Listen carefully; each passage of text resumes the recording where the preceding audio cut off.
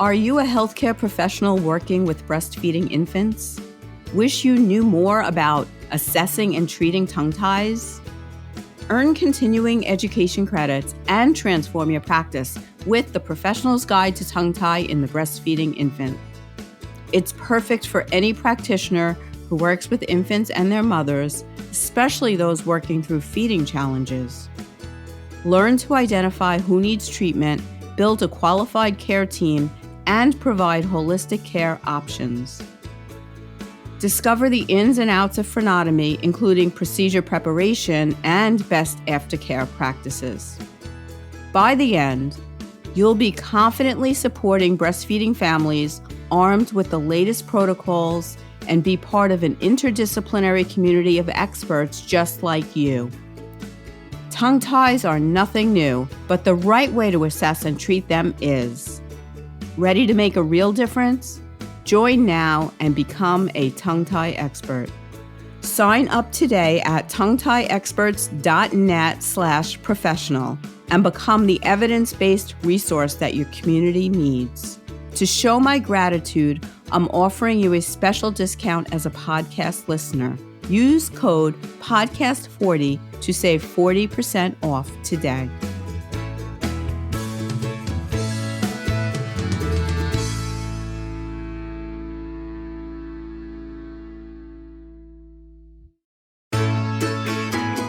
You're listening to the Tongue Tie Experts podcast, a weekly program providing information and support for those families impacted by tongue and lip tie and the professionals caring for them. I'm Lisa Palladino, a midwife and a lactation consultant with over 30 years of experience. If you are a parent looking for answers or a professional who is curious to learn more than what you learned in school on this topic, welcome. This podcast is for you. A gentle disclaimer. Please do not consider anything discussed on this podcast by myself or any guest of the podcast to be medical advice. The information is provided for educational purposes only and does not take the place of your own medical or lactation provider. Thank you. Hi, everyone, and welcome back to the Tongue Tie Experts podcast. I'm your host, Lisa Palladino, and I have a unique type of guest today, and you'll hear all about it. Unique in, she's a women's health care coach, and we will learn all about her today. Nicole Jardim is a certified women's health coach, writer, speaker, mentor, and author of Fix Your Period, 6 Weeks to Banish Bloating, Conquer Cramps, Manage Moodiness, and Ignite Lasting Hormone Balance. What's this have to do with tongue tie? You'll hear all about it. Nicole has developed educational offerings that empower women and people who menstruate to reclaim their hormone health using a method that combines evidence-based information with simplicity and sass. I love that. And just so you know, Nicole also has a podcast called The Period Party, and I love that name. I love putting a great spin on periods. and it's a top-rated podcast on Apple Podcasts, and she's the co-author of The Happy Balance, a recipe book filled with over 80 hormone balancing recipes, which is fantastic. Okay, Nicole, so you are here on the Tongue Tie Experts podcast. You're not a mom of a baby with tongue tie. You're not a provider who takes care of babies with tongue tie. But we met on Instagram, of all things. And when I heard your story, I knew I had to have you on. So tell me why you think I had you on the podcast today. I know. When I was thinking about coming on, I was just like, wow, this is going to be a very different type of episode. And for me, I I did the thing that a lot of people apparently don't do, which is address my tongue and lip ties as an adult. And Right. I get why they don't do it, because it's not the most fun experience. But it has been quite life-changing, even though I actually might need a revision. So we'll talk about that too. But it has been quite a remarkable experience for me over the Right. last couple of months. Yeah. So there is a growing body of grown-ups who are having this procedure done. Some doing it really for in the right way, as I would call it, like going through the process, the full, team approach process, and some just going and having it done quickly, just a snip, and expecting things to be easy. And it's not always easy. The same with babies and adults. And, full disclaimer here, my expertise is in infants. But I thought it was very important for you to come and tell your story, because I always have the question from people who reach out to me, or from parents who bring their babies to my office. They want to know what could happen if their baby if the baby has a tongue tie and they don't take care of it, right? So now I don't ever want to say for sure that what you've experienced is what will happen. And myself, I haven't told my story. I had a tongue tie release too. And I wished it was taken care of as a baby. We never want to do a procedure on a baby if symptoms aren't there as the baby, right? So that. But it's really good to see and to hear the story of someone who has been through this and why. And the first question I wanted to ask you is, how did you discover that you had tethered oral tissues? What was your aha moment with it? So I'll take this back and start at the very beginning. And so basically what happened is my mom had me, and she immediately had a really hard time breastfeeding. And I remember her telling me this over the years when I was a teenager maybe, or something like that. And she had said that she didn't breastfeed me. And I had been asking questions about it because other people were talking about breastfeeding or something along those lines. And so she said that she had a really hard time, and that she didn't have any help either. There was really no one who was there to explain why this might be happening. It was just a thing that happened, apparently. And at that point in time, there weren't a lot of breastfeeding people going, there wasn't a lot of breastfeeding, and there wasn't a lot of support for breastfeeding when you were born, when I was born, right? Yeah, it was 1979. Yeah, not a lot of people were breastfeeding. Very true. So kudos to your mom for even trying. She tried. Yeah, I know. Yeah. Not for long, but she did try. Yeah, I know. I think it maybe lasted a week or so, and she was telling me that her nipples were really sore, they were bleeding, and I wasn't getting enough food, and then like I also am from Antigua in the Caribbean, and so we're even less resourced there. So there really was nothing for her. So she gave up, and I took the bottle, and it was great. So that happened, and then I had a lot of strange things that came up as a child that nobody really ever looked deeper into. And my sister never had any of these problems. She does not have any oral ties. And so, again, it was all just sort of chalked up to, this is Nicole. she seems to have problems. When you say problems, do you mind being a little bit specific about that? Like, was it speech concerns or... No, weirdly, I had no speech concerns. So what happened is, I actually remember this too. I had a pacifier until I was about 2.5, maybe 3. And around 2.5, I think. And I distinctly remember us doing a whole ritual where they were going to throw the pacifier into the sea, and I was no longer going to have the pacifier, and I was a grown-up now, big girl. Yeah, that whole thing. And I had a little birdie take it off my windowsill. So right, I know. I'm still looking for that little birdie who took my pacifier. Truly. They didn't actually throw the thing away because they were a little worried that I might freak out. So, how it is. But I didn't freak out. I was good. But what my mom said is that I started biting my nails pretty much immediately after that. And so I've asked her, because as I've gone more into this work, I've asked her about any kind of traumatic event or any of those things that would have triggered the nail biting. And she was like, no, there was nothing. And she never put 2 and 2 together. But when I started working with the myofunctional therapist, she was like, oh, pacifier pacifier out, nail biting in. And so, it never had occurred to me. So that started, and my grandmother, everybody tried everything for me to stop biting my nails. Like I was bribed, I was, all kinds of things, but nothing ever stopped it. And it just felt so compulsive. And I had friends who would bite their nails here and there, but they were always able to stop. And for me, it just was a really debilitating thing. And so that happened. And then I had chronic stomach issues. And again, my sister did not have these problems at all.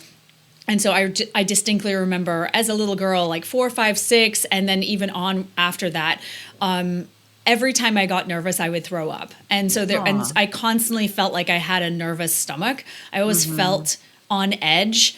I definitely had a bad temper as a kid. I remember being emotionally not unstable, but like I could be emotionally unstable pretty easily. Sensitive. Yeah. So that was the thing too. Who don't understand the connection. What happens when you put your fingers in your mouth or when you have the pacifier on your palate, that actually calms the vagus nerve, which calms your whole body.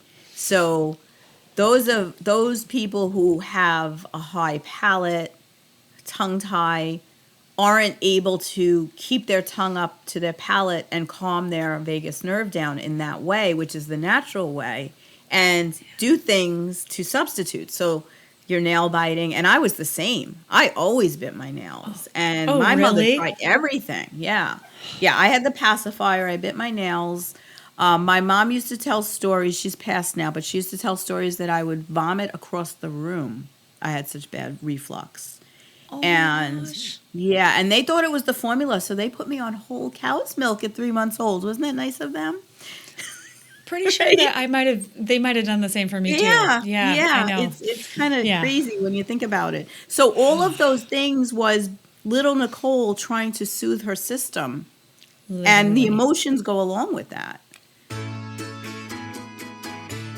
Are you a professional that feels like you didn't learn enough about tongue tie in school? Whether you're a lactation consultant, a nurse practitioner, a midwife, a doula, a doctor, a speech language pathologist, a chiropractor, PT, OT, dentist, etc. I don't mean to leave anyone out. Anyone who works with pregnant or breastfeeding families in any capacity who is curious about tongue tie is welcome in the Professional's Guide to Tongue Tie in the Breastfeeding Infant. What you'll learn: we have 4 modules: assessment, treatment plan, frenotomy, and aftercare. So much great information, and it comes with a community. I didn't learn this in school, did you? Tongue tie treatment can be complex, and those who expect relief of symptoms with a quick snip or even a laser release, even by an experienced provider, are usually disappointed. Join me to learn protocols that offer an organized and simplified plan to support families through decision-making, preparation, treatment plans, procedure if needed, and aftercare. Learn the teamwork model of care. Knowing why and which providers are necessary will make things easier for you and provide effective outcomes for your patients. Please sign up today. The link is in the show notes, but you can go to my website, tonguetieexperts.net, go to the professional tab. And one last thing, since you listen to my podcast, you'll get 15% off just by using the coupon code podcast15, and the word podcast is all in caps. Can't wait to see you in the group. Take care. It makes so much sense to me now as an adult who has an understanding of all of this. And then, I would get on a plane and they would immediately get the bag out because there was just the constant nervous system dysregulation for me, for sure. And the stomach problems. And I remember, pooping onto like a paper plate so they could go do stool tests, fun times, all these issues that, again, they didn't seem really major, but they were little things that I distinctly remember coming up that my sister never really dealt with. And, it just was what it was. So yes, that was kind of what I remember about it. And then to speak to the rest of your question, I put two and two together as an adult because I just assumed that tether was normal and that all of these really were normal. And it wasn't until I saw a biological dentist. I saw one started seeing one 10 years ago, and it was because I had major gum recession. And I've never had a cavity in my life. I don't have dental issues. So this was so shocking to me because they were saying to me, well, you have really deep pockets and there's definitely a lot of recession. And so part of it was potential like oral microbiome dysbiosis, but a big part of it was the teeth grinding. And the structural stuff, exactly, and the nervous system stuff. So it was briefly mentioned to me, but they didn't really focus on that for whatever reason. So then I saw another dentist who a number of years ago, and he pointed it out. And so that was when I was like, okay, this makes a lot of sense. And I did some research.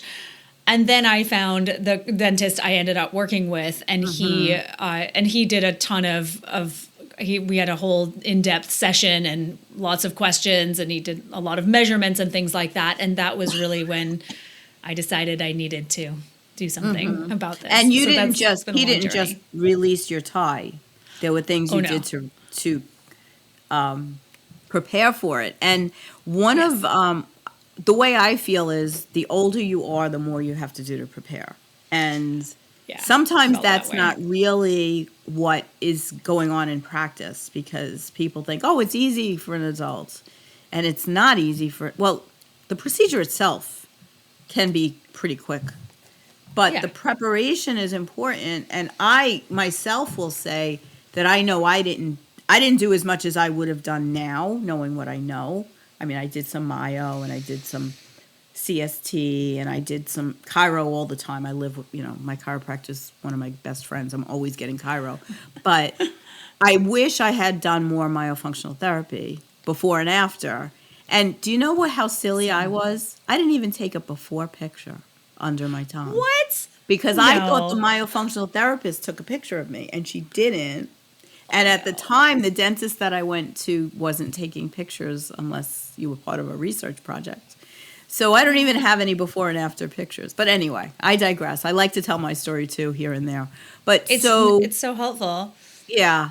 So so myofunctional therapy, for those who don't know, are specialized exercises by very trained professionals, either someone who is what's called COM, or certified oral myofunctional therapist. I hope I'm getting that right. I always get that confused. There's many initials. It could be a registered dental hygienist or a speech language pathologist who takes many more hours of education to learn how to do this and to guide you through exercises, because as we know, this isn't just about releasing the tongue. It's getting the tongue to work again and getting the whole oral structure to adjust to where it's got to be, right?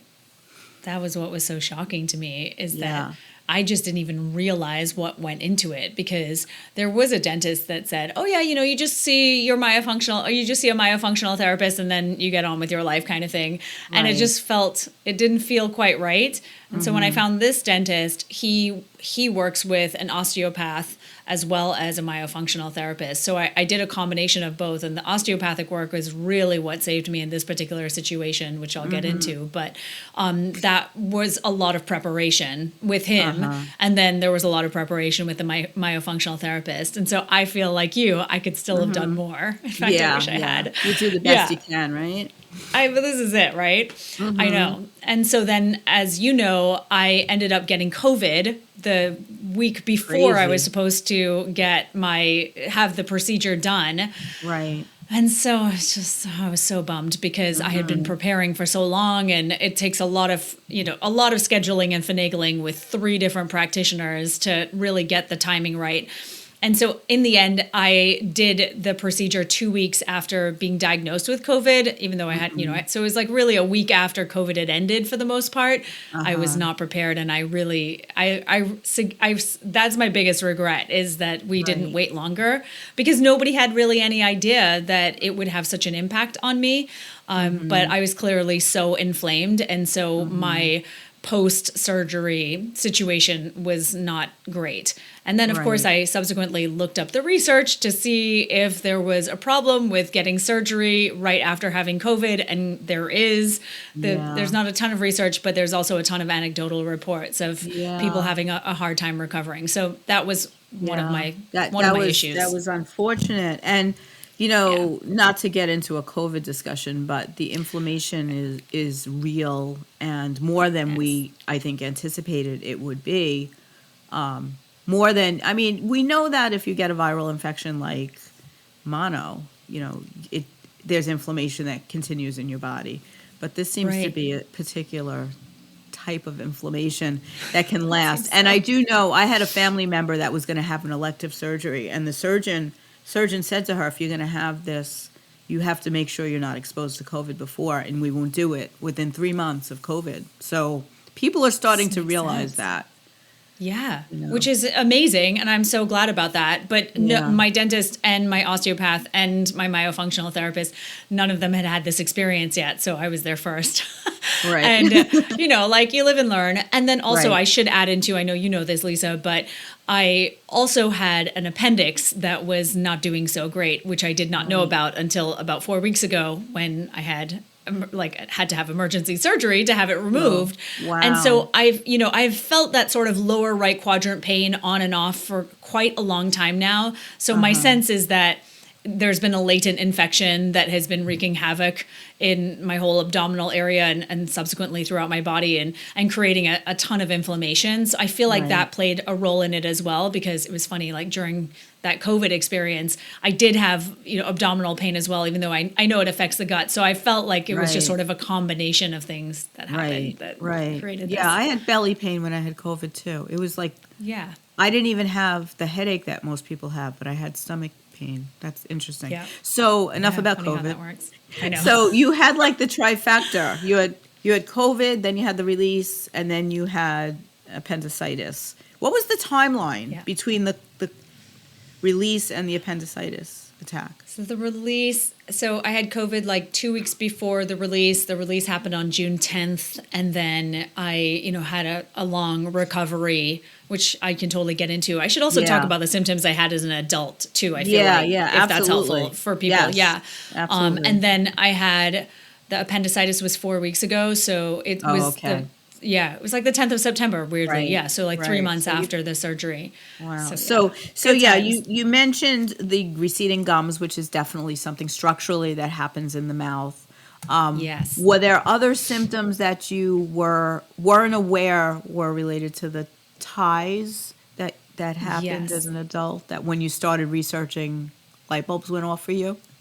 Completely. I was like, oh, this all makes sense. Well, first of all, I knew that I had a double MTHFR mutation that had been causing problems for me for a long time. So when I discovered that, there were a lot of light bulbs that went off. And it made sense because with both of my parents, my mom has an autoimmune disease. My dad had some stuff going on. So it all kind of came together there. And then subsequently, I've realized that there's a connection with MTHFR and tongue tie and to some degree. Yeah, you think you're not fully convinced? Yeah, I'm not. Here's why I'm not full. First of all, there may be a connection, but I don't know that there's enough research. It's an interesting thing. Yeah. It's a possibility. I think more with the autoimmune. But I know just from my own family that we don't have it. And myself and my 2 daughters have tongue tie. And they don't have the MTHFR mutation. So it's not I don't want to hang my hat on that as the only thing. And for those who don't know what MTHFR mutation is, don't worry about it. Yeah. I know, seriously. It's a whole other thing. It's another rabbit hole. Yes, so I'm not yes. completely convinced, but it's an interesting thing to think about. So thank you for bringing it up. Oh, for sure. Yeah. I mean, for me, it seemed like it made sense, but I don't think by any means that it is the only thing. Yeah. But I had obviously the dental issues happening. I was definitely grinding my teeth for sure. I had just chronic, and that started in my teen years and really just got progressively worse. The chronic neck and shoulder pain and upper back pain. as the years have gone on, like in my 30s, I started to notice I had like a lot of pain right in the front hair as well too. And then just the chronic, again, nervous system issues that I didn't feel like I could quite get my nervous system under control, even though I'm a women's health coach. I do all this for a living. Like, this is my work.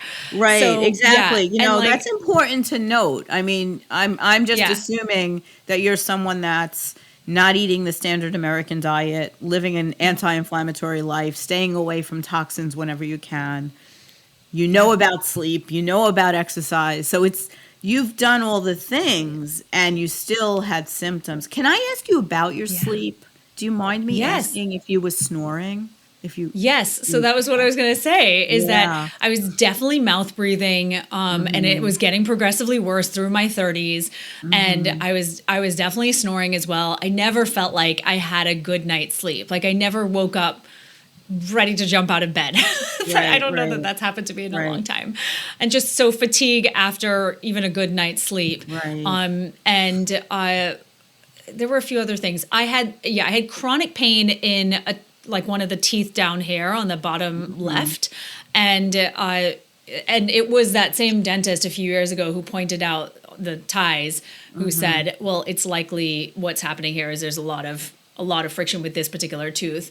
And I mean, that's gone completely, which is amazing. And I'll get into that. But there were really specific issues I felt were just, I'm one of those people, and the conversation I had with my osteopath about this, and he said that's how he got into this work, was because he had these patients who were not getting better no matter what he was doing. Right. And that's been my ongoing saga. I am sure I have spent $50,000 over the course of my life on chiropractors and all kinds of techniques and different practitioners and everything imaginable to address my chronic pain. Yeah. And nothing has really stuck, I suppose you could say. Yeah. So I like that you said that your osteopath came to this work because of that. Because when I tell my origin story with tongue tie and breastfeeding, that's very similar to what I say. That there were some babies that I couldn't help with all my lactation tricks. And, all of a sudden I was seeing so many babies that no matter what I did, I couldn't help them to breastfeed comfortably or efficiently. And I was like, something's got to be up here. And as a midwife, first do no harm, I'm a non-interventionist completely. So I had a hard time wrapping my head around that something had to be done to this little baby to do this thing that he was born to do, right? So it was a little bit of a heart struggle for me. But then I saw it work, and, no going back. But so it's interesting that you said that about your provider, because I think there's a lot of us in this field, that are like, oh, what is that thing they're talking about? And then realizing that there's something you're missing and getting more education, Agreed. I mean, I think the same thing too. That's been the same in women's health for me. Why is this happening to this many women and they're not seeing improvements? Like, what's the next step here? What is the underlying, the deeper cause? So yes. Always asking why. Exactly. Always asking why. Annoyingly inquisitive is what I've been told. That's great. For sure. We would get along good, Nicole, because I've been told that when I worked at the hospital, I was told I was too passionate about my work.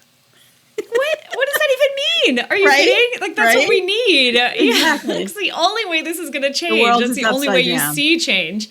It totally the world is. is upside down. But here we are, and we're making progress, and we're helping people by this conversation. So you had the release, and it was very traumatic. And I say that because I followed you. I saw your post on Instagram about it. And that's when I reached out to you, because I was like, oh my goodness, poor Nicole. This is so traumatic, and it shouldn't be this traumatic. So I think that in retrospect, it was very traumatic because a lot to do with the COVID inflammation. Right? I would think so. Yeah, that's my sense. Yeah. My osteopath is he's assisted in probably 600 or 700 of these at this point. And he was like, Nicole, you're my first. Yeah. Who is having all these problems. You had a lot of bleeding, which I did have a lot of bleeding, which makes sense with the COVID, right? I mean, it does all make sense to me. Yeah. I feel like I was really prepared in terms of, of working with him, and then also the myofunctional therapy was tremendously helpful as well. And this dentist, they work together. So the osteopath actually is in the room with us and is guiding the process, which is so amazing. So he's got his hands all over my back and shoulders and all these places and can feel the tension dropping out. And I mean, the surgery was amazing. I couldn't believe it. There was definitely a lot of lidocaine used, but apparently, I feel things. So but it really was amazing. That was truly remarkable to experience that, like just that those muscle releases, that muscle tension release. I'd never experienced anything like that in my adult life. And so to experience that was so cool.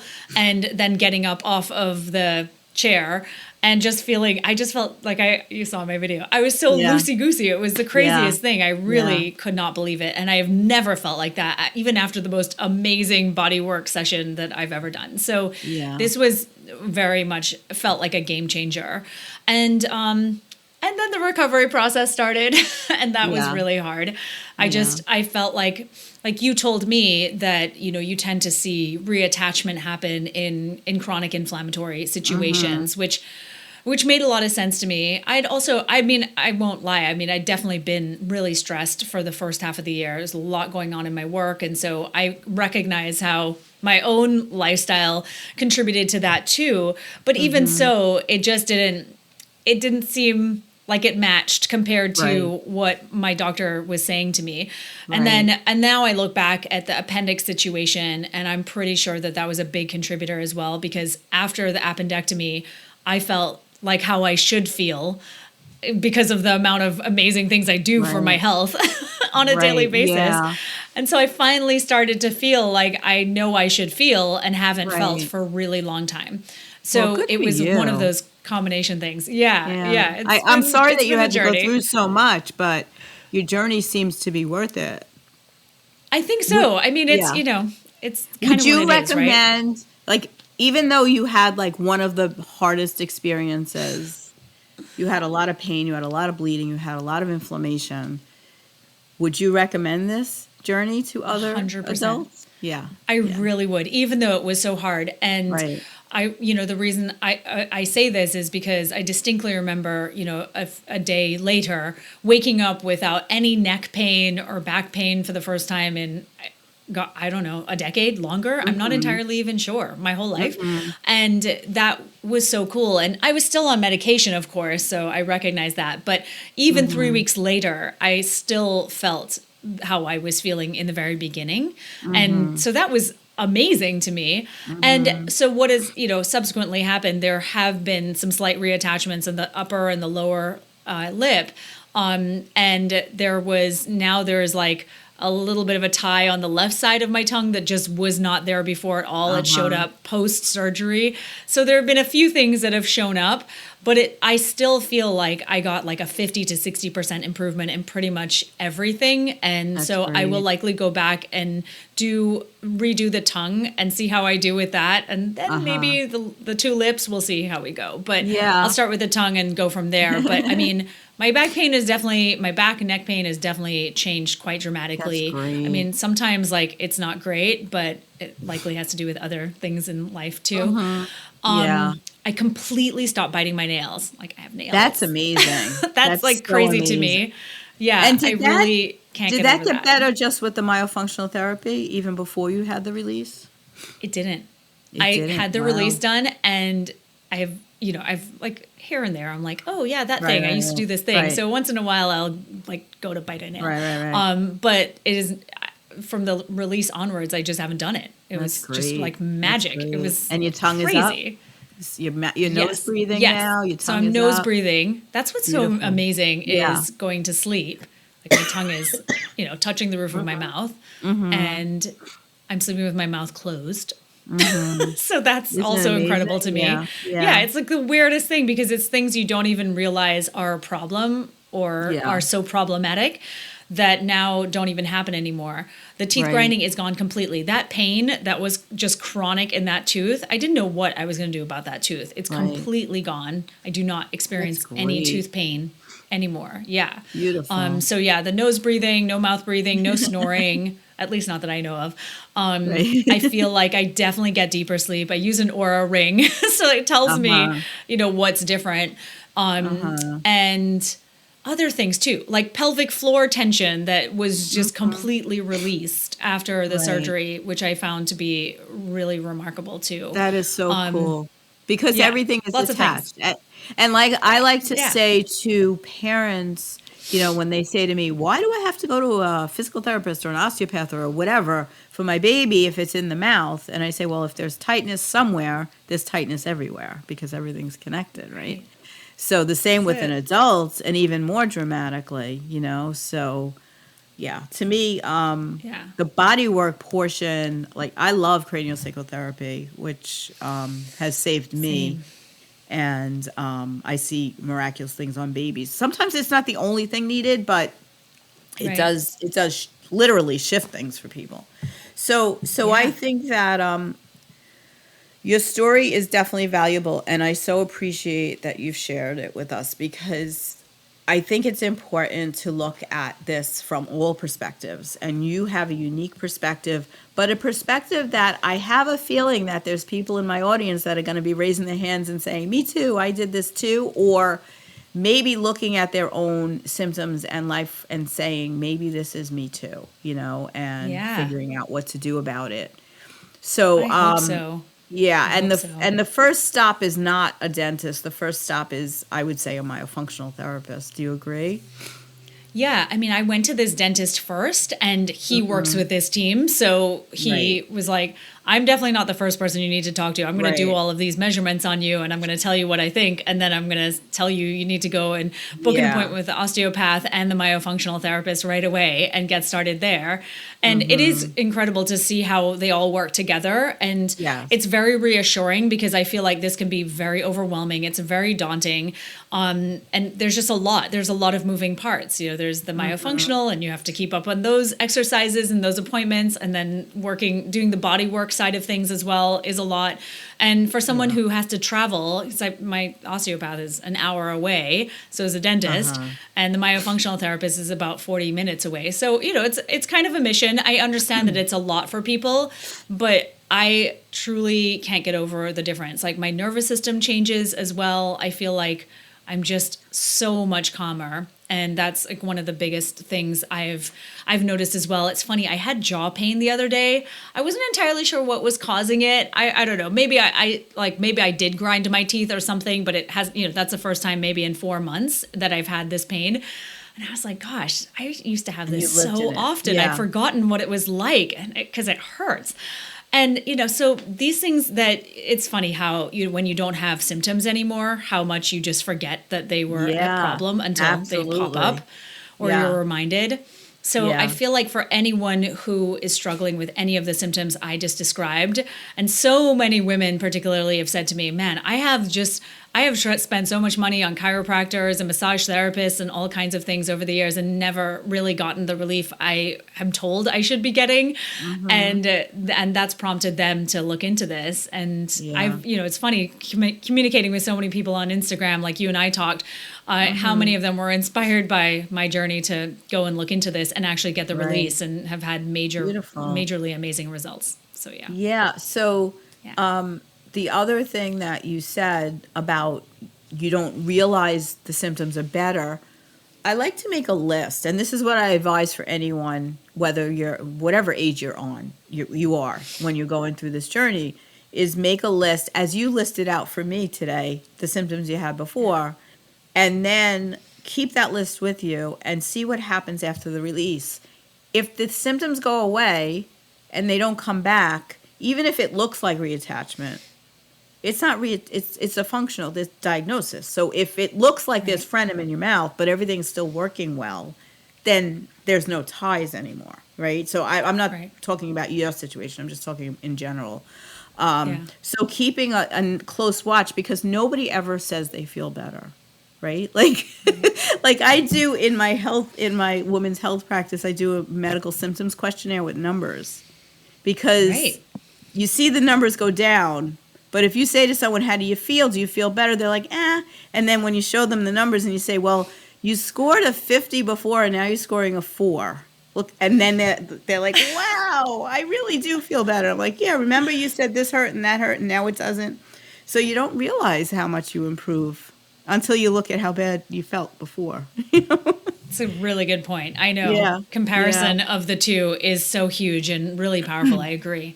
And the other point that I want to bring out before we say goodbye is when you sent me your bio and your information to be on the podcast, there was one statement that just jumped out at me and I thought was perfect because it's exactly what we both believe in as practitioners and what you did for yourself.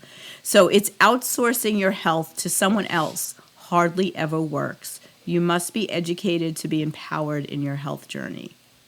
And again, thank you for putting that into words because to me that embodies what your journey has been. You took this on. You didn't depend on anyone else. You put it together for yourself. You did the journey, and now you're reaping the benefits. So congratulations on that. Thank you for saying that. Thank you so much. I mean, I truly believe that. I feel like there's nobody that's going to fix us. I know we'd love to believe that. I would love someone to come save me truly from all my health problems, but it doesn't happen. At least I haven't seen it happen very often. Right. And so I think it is truly our responsibility, particularly as women, because our problems tend to be dismissed more so than men's.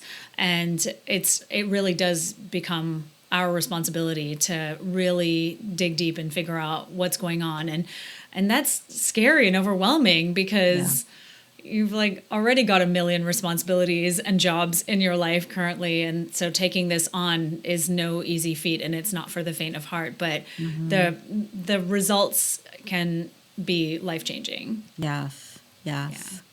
And I know that that's the type of advice you give in your teachings and in your podcast and in your books. So I will definitely include the links below to anything we've mentioned, your book, your podcast, whatever you want me to share. So if anybody wants to find Nicole, but do you have just a website that we can tell people in case they're not reading and they're just listening when they're driving and they want to remember the easiest way to find you?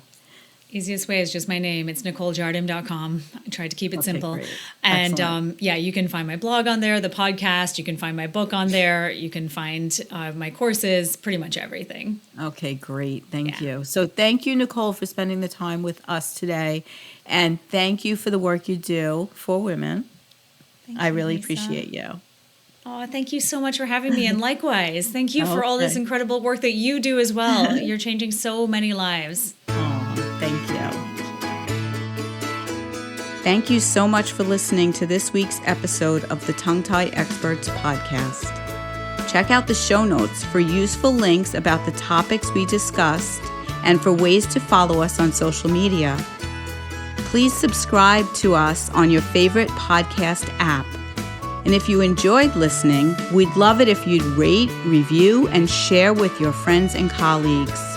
Thanks so much. Bye-bye.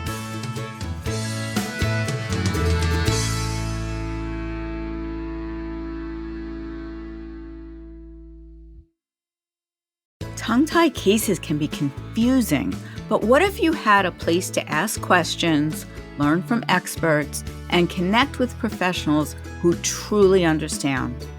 That's exactly what you'll get when you join Tongue-tie Experts Insiders.